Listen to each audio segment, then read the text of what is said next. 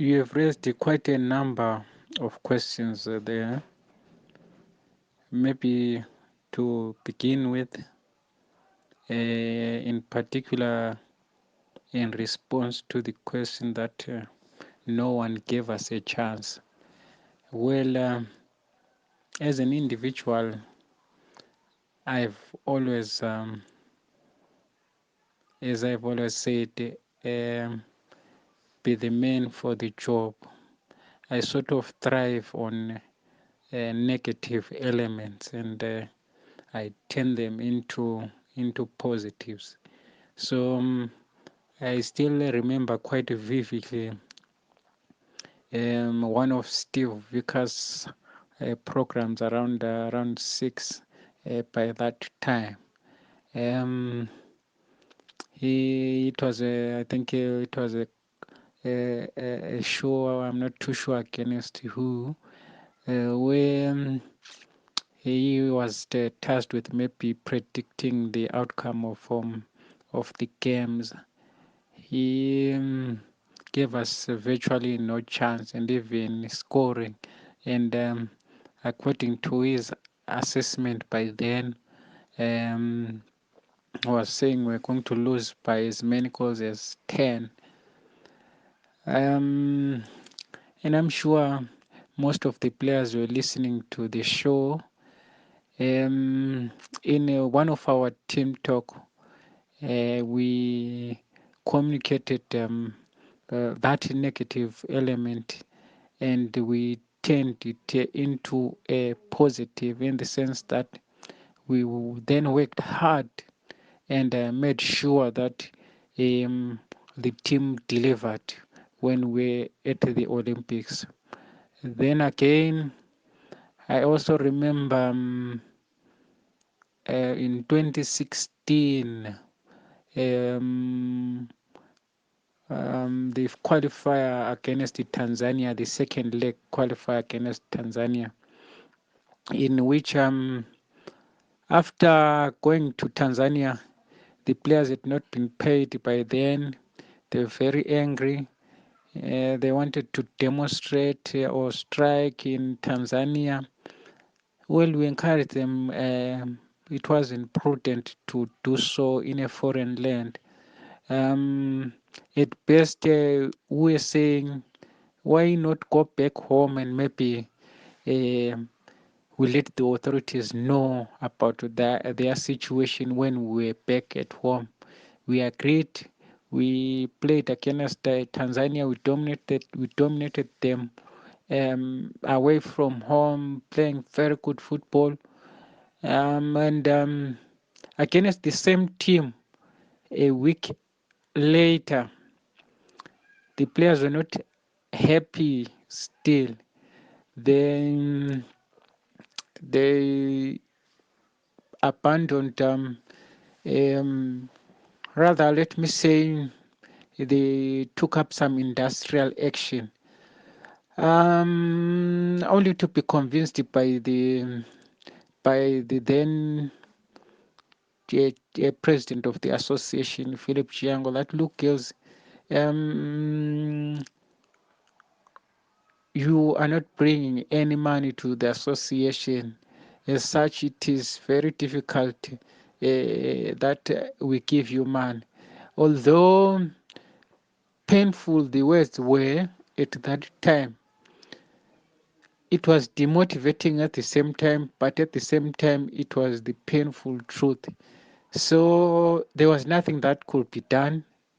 Unhappy as we were, we then took up Tanzania.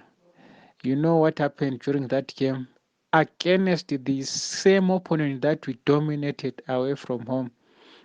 When we were at home, we played so poorly that after 4 minutes, we conceded an early goal. We were so unfocused. But fortunately, the players, even in as much as they were not focused, we managed to grind a result. We managed to drop back terms. We equalized and we finished the match at 1-1. We progressed. From there on, we were in a position to say, okay,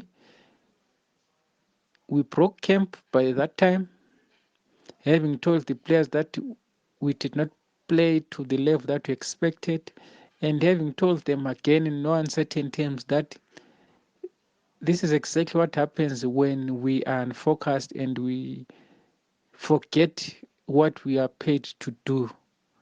We broke a camp. There was so much criticism about the team, poor play, and so many nasty things that did not deter me or any of my technical staff. We knew what we're capable of doing. So when we then reconverged again for the Zambia game, I can tell you the team was so focused in so many ways. Then from there on, we beat Zambia home and away.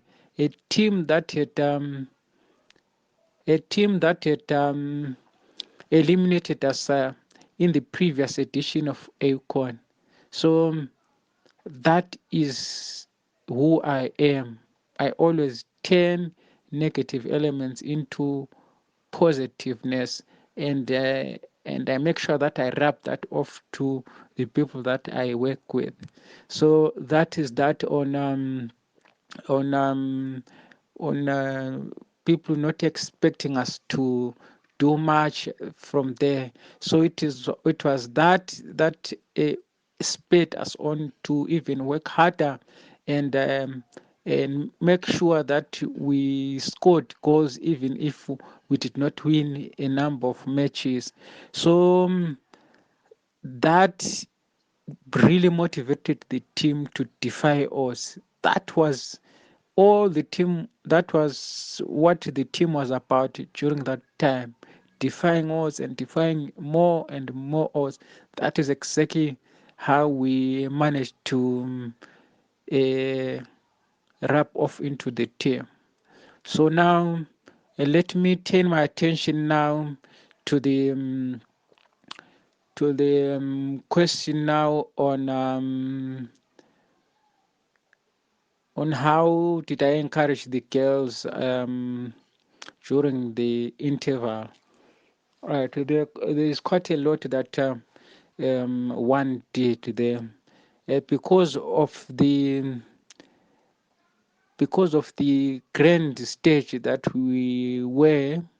It was very important to stabilize the psyche of the players during intervals. We would come and talk to the players, encourage them that they were doing quite well, but to again believe in the team's philosophy, to have faith in what we wanted to achieve as a team. And even though I was with the team for relatively a little time, but the players bought into the philosophy that we were trying to build during that particular time. You will see them playing good football, building from the back, um, and coming up with very good passages of possession-based football.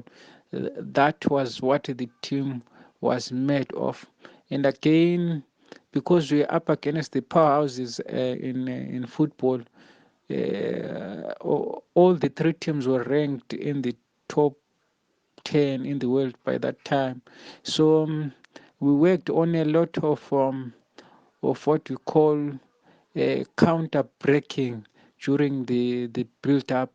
Yes, we'll work on possession based football as evidenced in some of the games that we played, particularly the second half against Canada, where really we got a standing ovation from the Brazilian fans who really appreciated what the team was trying to do. I tell you, in the second period, we never conceded a goal, and we scored as a result of that counter breaking. So, in addition to that, we gave the players a lot of tactical information about the opponent, what we were not doing right, what we needed to do during the second period. And above everything, team talk is about encouraging the players to stick to the game plan, or we tinker the tactical framework a little bit so that we are able to combat whatever the opponent is trying to throw at us. Then what are the lessons that we learned? There are quite a number of lessons. As I always say, there's no substitute for good preparation. That's the first and most important lesson that we must learn as a nation. And again, um, there's no substitute for motivation at world stages. We're up against the powerhouses, teams that um, we're putting on good branded kids, well motivated in terms of incentivization. We needed to take a hit from that as a nation. Then again, investment in infrastructure. Those countries are so advanced in their infrastructure. The training grounds that we were using were actually stadiums for lower division teams in Brazil, and they are owned by the Catholic Church, as it were. So now maybe our churches can take heed of that as well. So there are quite a number really of lessons as well. Then from a coaching point of view,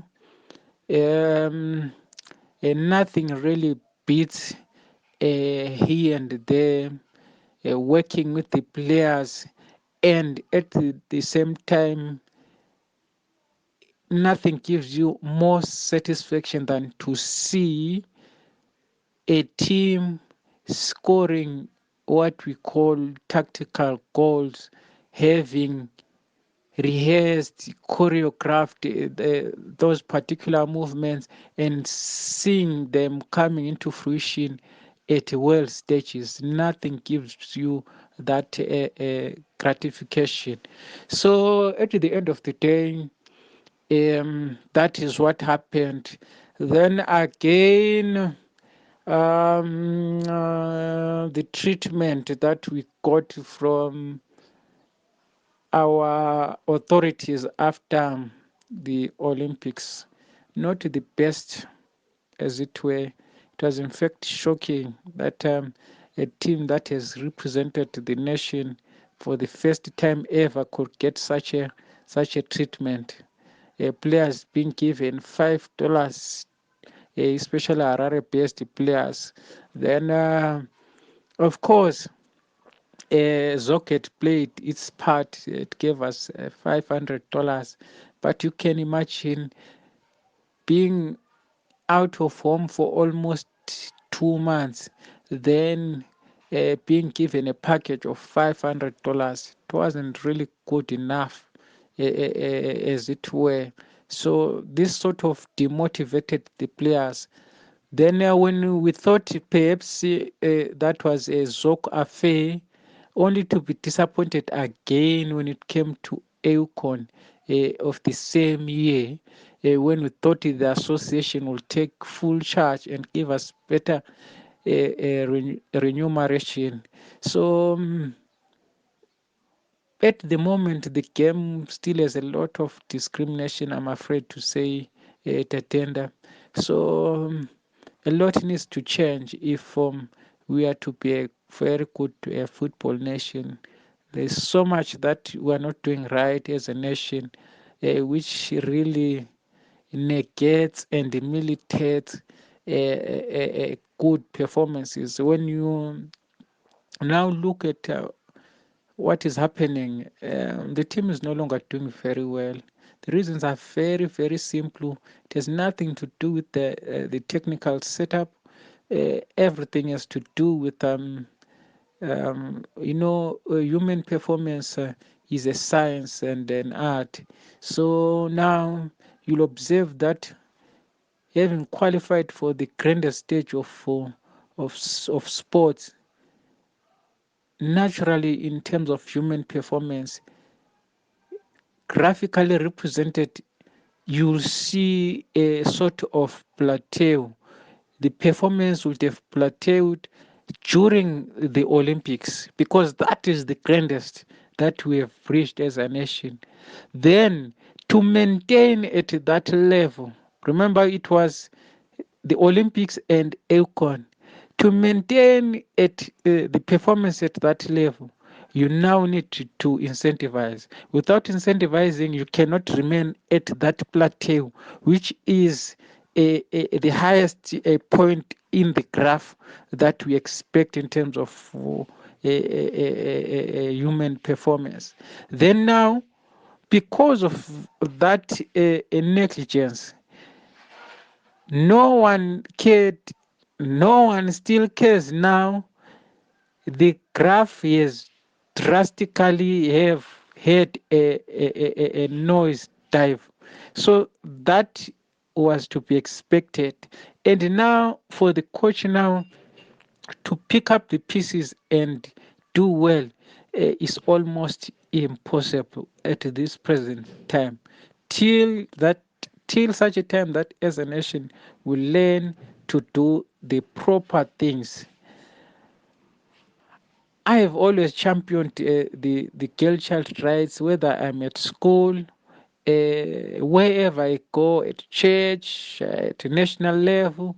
We expect people to respect the fairer sex, as it were. So now, with the with a lack of equal pay, it becomes a problem. I can tell you that it becomes very problematic for the women's soccer teams to support the men teams because they see a preferential treatment, which is very, very wrong. Um, yes, we might say we're not at that level yet, but at least we expect a 60-40 ratio. You see now, the association must do, because we are saying this is the emblematic team in women's football.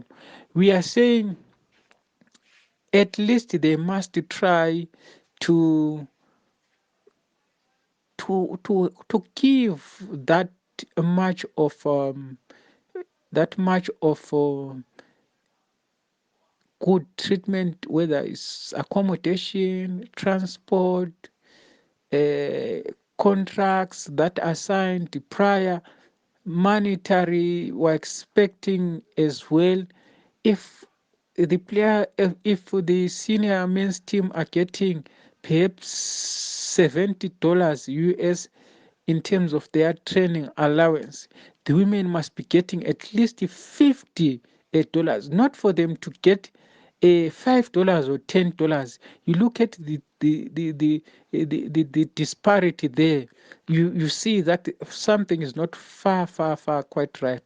So now, lastly, perhaps maybe to end, there's so much that needs to be done. I wasn't expected to be fired like that, having achieved a first for the nation. Um, that really affected me quite a lot. It took quite some time to get healing, really, with family support, church support, and colleagues support at workplaces. Really, you wouldn't want that to happen to anyone that is associated with you. Uh, it's the nature of the job that is understandable, but the manner in which it happened really wasn't really good. And to make matters worse, you take away the little thing that perhaps would have given me a memorous, uh, just those good memories about coaching a national team. That car that was donated by Wicknell. You see now, at the end of the day, when you take away that, you are already saying we are not respecting you. You have done nothing for us. As such, you don't deserve anything. The association could have said, okay, at least thank you very much for raising the national flag very high. But they showed no care. You see, this is the type of leadership that we have in our country with no care at all in the world. Then we expect sports to grow. It will not happen. We need to be systematic about how we approach modern sports. Human beings, to understand them and produce the best out of them, you need to also understand the scientific theories of management. If you don't understand them, it is very difficult as well to then manage and bring out the best in these human beings. That is exactly what is happening in the Might Warriors. That is exactly what is happening even with our coaching setup as well. It is those little things that we are failing to understand as a nation that are going to cost us. Countries that we used to beat home and away, now we can't match them. The reason is so simple, Tatenda. I've told you, and I'll continue telling you time and time again. We're not doing the right things as a nation. That team plateaued during the Olympics and the AFCON. After that, then there was need for motivation. At the end of the day, what legacy does the Might Warriors have? What legacy do the players show?